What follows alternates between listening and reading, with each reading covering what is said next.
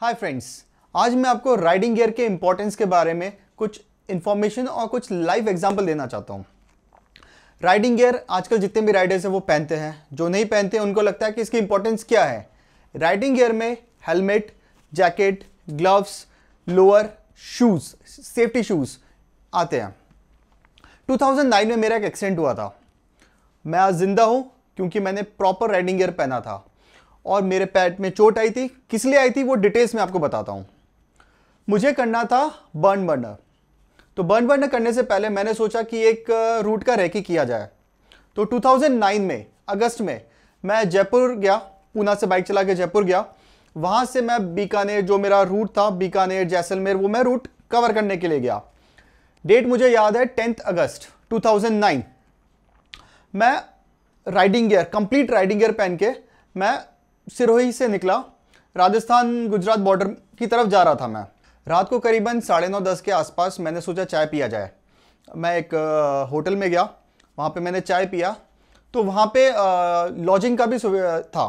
तो मैंने उससे पूछा कि भाई क्या है प्राइस। तो प्राइसिंग कुछ हमारे बीच में जमा नहीं, तो मैंने सोचा कि नेक्स्ट होटल में जाया जाए। तो वहाँ पे मुझे किसी ने बोला कि 3-4 किलोमीटर में एक दूसरा होटल है। मैंने सोचा यार 3-4 किलोमीटर तो जाना है, पूरा राइडिंग गियर पहनने की क्या ज़रूरत है। मैंने हेलमेट पहना, वो तो मस्ट है। राइडिंग जैकेट पहना, ग्लव्स पहना, लोअर मैंने बैग में रख दिया। लोअर आप सुन रहे ना, लोअर मैंने बैग में रख दिया। फिर वहाँ से मैं बाइक से निकल गया। अराउंड आधे के 1 किलोमीटर जाने के बाद मैंने किसी से पूछा कि रास्ता कहाँ जाता है। तो उन्होंने कहा कि आप सीधा जाइए, एक राइट आएगा, वो टुवर्ड्स पालनपुर जाता है। मैंने कहा ठीक है। वेल, मैं वहाँ से निकल गया।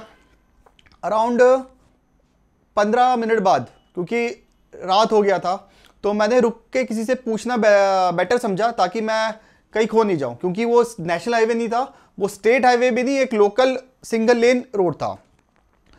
तो वहाँ पे एक बंदा था, पुलिस का बंदा था। उससे मैंने पूछा कि ये रोड कहाँ जाता है। उसने कहा 2-3 किलोमीटर बाद जाइए, आपको एक होटल दिख जाएगा। और उसने मुझे वार्निंग किया कि ये एरिया थोड़ा सेफ नहीं है, तो आप रुकना मत। कोई आपको हाथ दिखाए या कुछ भी हो जाए, आप किसी के लिए रुकना मत। आप सीधा आपका जो डेस्टिनेशन है आप वहीं जाइए। अगर आपको आगे जाना है जाइए, बट रुकिए मत कहीं पे भी। मैंने कहा ठीक है। मुझे इतना याद था कि सीधा जाना है, जो पहला राइट आएगा वहाँ पे मुड़ना है। बट रात को मैं चला रहा था, थोड़ा नींद आ रहा था, बट उतना भी नहीं। अराउंड मैं 80-90 की स्पीड से जा रहा था। तभी अचानक सडनली रोड मुझे राइट की तरफ दिखा। मैं स्पीड में था, मैंने जैसे ही ब्रेक दबाया मेरी गाड़ी पूरी स्किट हो गई। वहाँ पे थोड़ा रेत था। स्किट, आप 100 की स्पीड में या 90 की स्पीड जब आप स्किट होते हैं तो मैं बाइक छोड़ देता हूँ, बाइक दूसरी आ जाएगी, लाइफ एक ही है। बाइक को मैंने छोड़ा, बाइक घिसती हुई आगे कुछ अराउंड 4-5 फीट गड्ढा था, वहाँ गिरा। मैं भी रोल होते होते मैं भी जाके गड्ढे में गिरा। बहुत तेज आवाज़ आई। अराउंड 15-20 मिनट तक मैं गड्ढे में ही पड़ा रहा। मैं चिल्ला रहा था बचाओ बचाओ, बट कोई बचाने आया नहीं, क्योंकि मैं एकदम रिमोट एरिया में था। मुझे ही नहीं पता मैं कहाँ पर हूँ एग्जैक्टली। फिर थोड़ी देर बाद कुछ गांव वाले आए, लोकल। अब इतने लोग देखकर मेरे दिमाग में वही था कि यार ये नक्सलवादी आ गए या आतंकवादी आ गए या कुछ लुटेरे आ गए। मैंने क्या किया, अपना मास्क निकाला। मैं एक छोटा चाकू अपने पास रखता था, मैंने वो निकाल लिया। फिर मैंने सोचा कि यार ये है 10-15 लोग, मैं अकेला, ऊपर से मेरा एक्सीडेंट हो रखा है, मैं कुछ नहीं कर सकता। तो बेटर है चाकू को रखो साइड में, हाथ पैर जोड़ो, जो सामान चाहिए ले लो, बट जान छोड़ दो। धीरे से फिर उन्होंने मुझे ऊपर उठाया। फिर लोगों ने मुझसे पानी के लिए पूछा। तब समझ में आया कि नहीं, ये गांव वाले हैं। और आप पैन इंडिया कहीं भी घूमने जाइए, गांव वाले बहुत मदद करते हैं। वहाँ पर एक आदमी ने मुझे पानी पिलाया। फिर 2-3 गांव वाले आए, उन्होंने मेरे बाइक को ऊपर रखा। फिर एक सीनियर सिटीज़न लेडी आई, उसने मुझे वापस से पानी पूछा और टॉर्च लेके आई थी। वो मुझे देखी, फिर मेरे घुटने की तरफ देख के बोली, अरे इसकी तो हड्डी दिख रही है। लिटरली आप बिलीव नहीं करेंगे, ये सुनकर फिर मैं नीचे गिर गया। तब तक मुझे खून बह रहा है, मेरे पैर में लगी है, मुझे कुछ पता नहीं चल रहा था। फिर मैं नीचे गिरा। उन्होंने फिर मुझे पानी पिलाया, बिठाया, बोला कि बेटा तुम रात को यहीं रुक जाओ। मेरे लिए तुरंत एक खटिया लेके आए, वहाँ पे मुझे लेटाया। और वो जो लेडी थी उसने अपना साड़ी फाड़ कर मेरे पैर में लपेट दिया ताकि ब्लड जो ज़्यादा निकले नहीं। मैं अराउंड आधा घंटा वहाँ पे रेस्ट किया। तब करीबन रात के 11 साढ़े 11 बज गए थे। उसके बाद उन्होंने मुझे बोला कि आप रुक जाओ। मैंने कहा कि नहीं, मैं थोड़ा स्टेबल हुआ। मैंने कहा नहीं यार, आप ड्राइव कर सकते हो और मैं थोड़ा चला सकता हूँ। फिर मैंने गाड़ी के पास गया, गाड़ी का फेयरिंग सामने पूरा टूट चुका था। मैंने इंजन स्टार्ट किया तो गाड़ी लकीली चालू हो गई। फिर वहाँ पे मैंने किसी को बोला कि भैया रस्सी वस्सी कुछ है क्या, क्योंकि फेयरिंग टूट चुका था। तो उन्होंने पूरा रस्सी से मेरा फेयरिंग बांधा ताकि पार्ट्स उसके गिरते नहीं रहे। फिर उनके एक आदमी आया, उन्होंने बोला कि मैं आपके साथ चलता हूँ, पालनपुर है, वहाँ तक मैं आपको छोड़ देता हूँ, बट आपको मुझे वापस छोड़ना पड़ेगा। मैंने कहा भैया इससे अच्छा सीधा रास्ता है, मैं चला जाऊँगा।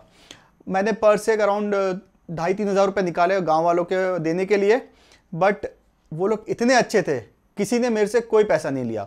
चाहते तो 2,500-3 हज़ार रुपये वो ले सकते थे। 2009 में 2,500-3 हज़ार एक बड़ा अमाउंट होता था, सारे गांव वाले पार्टी कर सकते थे। बट गांव वाले हैं, दिल के बहुत अच्छे होते हैं, उन्होंने कुछ नहीं लिया। उन्होंने मुझे पानी पिलाया, वहाँ पे कुछ एक रोटी लेके आई थी भाई, उसने रोटी और अचार मुझे बांध के दिया कि आप रास्ते में खा लेना। वहाँ से मैं निकल गया। वहाँ से मैं गया अराउंड 40-50 किलोमीटर्स बाद पालनपुर आता है। मैं पालनपुर में गया। उस समय मेरे डैड को पता रहता है कि मैं हाँ लॉन्ग डिस्टेंस राइड पे हूँ, तो वो सोते नहीं हैं। तो उनका मेरे पास कॉल आ रहा था। 10 अगस्त को पापा मेरा एक्सीडेंट हुआ था और 11 अगस्त को पापा का बर्थडे था। तो नॉर्मली मैं 12 बजे उनको विश कर रहा हूँ, तो वो एक्सपेक्ट कर रहे थे कि मेरा कॉल आए, बट मेरा कॉल इसलिए नहीं आया था क्योंकि मेरा एक्सीडेंट हो रखा था। फेयर इनफ, जब तक अब मेरा कॉल नहीं जाता, मैं राइड कर रहा हूँ, तो पापा सोते नहीं हैं। वहाँ से मैं गाड़ी चला के मैं निकल गया पालनपुर की तरफ। करीबन 1 घंटे राइड करने के बाद मैं पालनपुर पहुँचा। ऑलमोस्ट उस समय पालनपुर पूरा क्लोज हो चुका था। एक मुझे हॉस्पिटल दिखा, देसाई हॉस्पिटल, आज भी याद है मुझे नाम क्यों याद है वो भी आपको बताता हूँ। मैं जैसे ही देसाई हॉस्पिटल में गया, मैंने बाइक छोड़ा, मैं सीधा हॉस्पिटल में गया अंदर। तो मैं अंदर जा रहा था, सारे लोग मुझे घूर के देख रहे थे। वो ऑब्वियसली वो लोग मुझे घूर के देखेंगे। ब्लैक जैकेट, ब्लैक ग्लव्स, खून बह रहा है, मास्क पहना रखा है, पीछे मेरा बैकपैक है ब्लैक कलर का, और हेलमेट ब्लैक, पूरा ब्लैक, खून निकल रहा है। देखने में एकदम आतंकवादी से कम नहीं लग रहा था मैं। तो वो सब थोड़े डर रहे थे कि उस समय 2009 में राइडिंग गियर और कंप्लीट राइडिंग गियर का कॉन्सेप्ट बहुत इतना चलता नहीं था, लोगों को इतना पता नहीं था।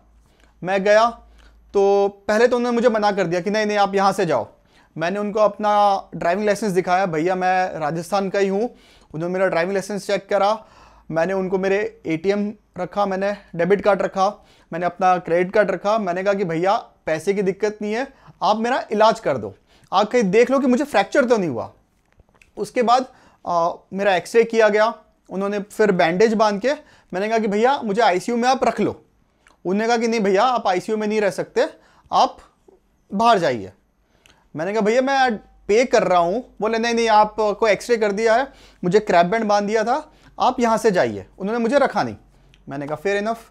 तो एटलीस्ट मैं थोड़ा मुझे अच्छा लगा कि फ्रैक्चर नहीं हुआ है। तो उन्होंने मुझे फर्स्ट एड किट दे दिया, कुछ मैंने दवाइयाँ लिया, उन्होंने मुझे पेन किलर और सब दवाइयाँ पैक करके दे दिया। सर्विस बहुत अच्छा था, बट वो थोड़ा डरे हुए थे। ऑब्वियसली बात है, अगर उनकी जगह कोई भी होता तो वो थोड़ा डर जाता कि भैया ये कोई क्रिमिनल केस या पुलिस केस तो नहीं है। फेयर इनफ, उन्होंने बहुत अच्छे से सब कुछ करके मैं निकल गया वहाँ से। अब मुझे नींद आ रही थी क्योंकि पेन किलर भी लिया था। तो मैं रात को करीबन 1:30-2 बज गए थे, या एग्जैक्ट टाइम मुझे याद नहीं है। मैं ढूंढ रहा था किसी होटल के लिए। तो अराउंड पालनपुर इतना सा जगह है, एक मुझे होटल दिखा, मैं वहाँ पे गया। राइडिंग गियर, एक पट्टी बंधा हुआ। जो होटल का मैनेजर था वो भी डर गया, बोले रूम खाली नहीं है। मैंने कहा कि भैया मैं एक राइडर हूँ, ये मेरा नाम है, आप मेरा वेबसाइट चेक कर सकते हैं। तो उसने इंटरनेट खोला, मैंने उसको अपना वेबसाइट दिखाया devjisar.com। उसने खोला, मेरा प्रोफाइल देखा, मेरे बारे में सब इन्फॉर्मेशन देखा, तब उसने मुझे रूम दिया। मैं वहाँ पे चला गया रूम पे। अराउंड 8 बजे मैं सुबह उठा। जब मैं उठा तब होटल का ओनर, वहाँ के स्टाफ, सब लोग आए हुए थे।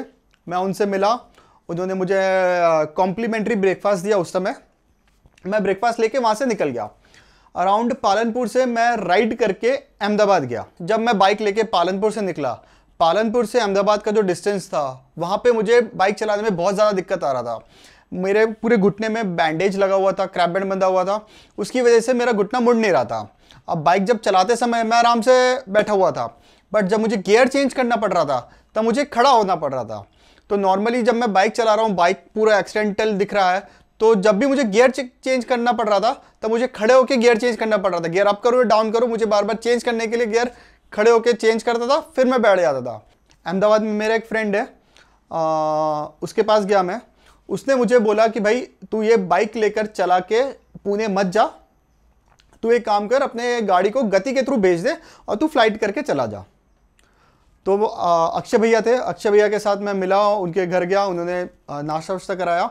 उसके बाद मैंने अपने गाड़ी को गति से पूना भेज दिया और मैं फिर फ्लाइट से पुणे आ गया। इंसिडेंट में मैं ये सीखा हूँ, आप जब हाईवे में हो, चाहे 1 किलोमीटर हो या 5 किलोमीटर हो, आपको नहीं पता कि एक्सीडेंट या कब क्या हो सकता है। बेटर है आप कंप्लीट राइडिंग गियर के साथ हाईवे में चले। आप सिटी में राइड करते हैं, हेलमेट पहने, आपको फुल राइडिंग गियर की जरूरत नहीं है, बट जब भी हाईवे में हो आप प्रॉपर राइडिंग गियर पहन के चले। आई होप इस एक्सीडेंट के स्टोरी से मैंने तो सीखा है, आपने भी कुछ सीखा होगा। अगर आपको ये स्टोरी अच्छा लगे तो आप इसको लाइक करें, शेयर करें एंड मोस्ट इंपॉर्टेंट सब्सक्राइब करें।